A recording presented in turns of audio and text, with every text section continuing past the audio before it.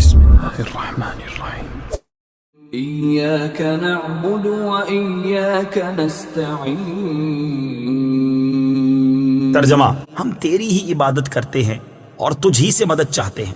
ایاک نعبد و ایاک نستعین، ہم تیری ہی عبادت کرتے ہیں اور تجھ ہی سے مدد چاہتے ہیں. تفسیر صراط الجنان میں اس کی تفسیر کچھ اس طرح ہے.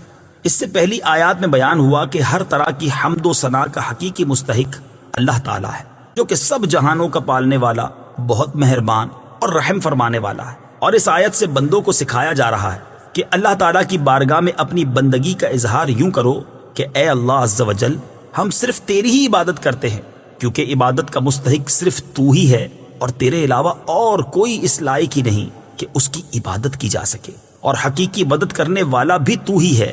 تیری اجازت و مرضی کے بغیر کوئی کسی قسم کی ظاہری، باطنی، جسمانی، روحانی، چھوٹی بڑی کوئی مدد نہیں کر سکتا.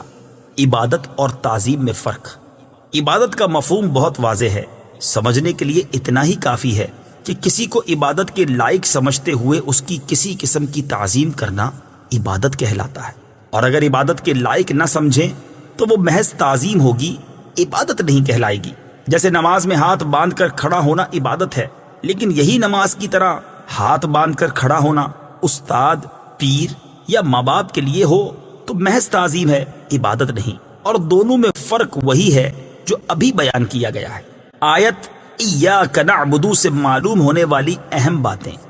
آیت میں جمع کے صیغے ہیں، جیسے ہم تیری ہی عبادت کرتے ہیں.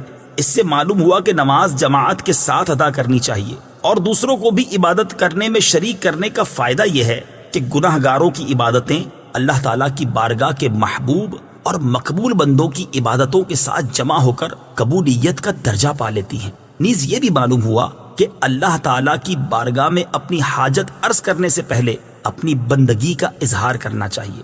امام عبداللہ بن احمد نصفی رحمت اللہ تعالی علیہ فرماتے ہیں، عبادت کو مدد طلب کرنے سے پہلے ذکر کیا گیا کیونکہ حاجت طلب کرنے سے پہلے اللہ تعالیٰ کی بارگاہ میں وسیلہ پیش کرنا قبولیت کے زیادہ قریب ہے. اللہ تعالیٰ کی بارگاہ میں وسیلہ پیش کرنے کی برکت. ہر مسلمان کو چاہیے کہ وہ اللہ تعالیٰ کی بارگاہ میں کسی کا وسیلہ پیش کر کے اپنی حاجات کے لیے دعا کیا کرے، تاکہ اس وسیلے کے صدقے دعا جلد مقبول ہو جائے.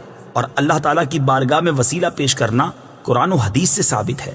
چنانچہ وسیلے کے بارے میں اللہ تعالیٰ ارشاد فرماتا ہے، یا ایھا الذین آمنوا اتقوا اللہ وابتغوا الیہ الوسیلۃ وجاہدوا فی سبیلہ لعلکم تفلحون. ترجمہ: اے ایمان والو، اللہ سے ڈرو اور اس کی طرف وسیلہ ڈھونڈو.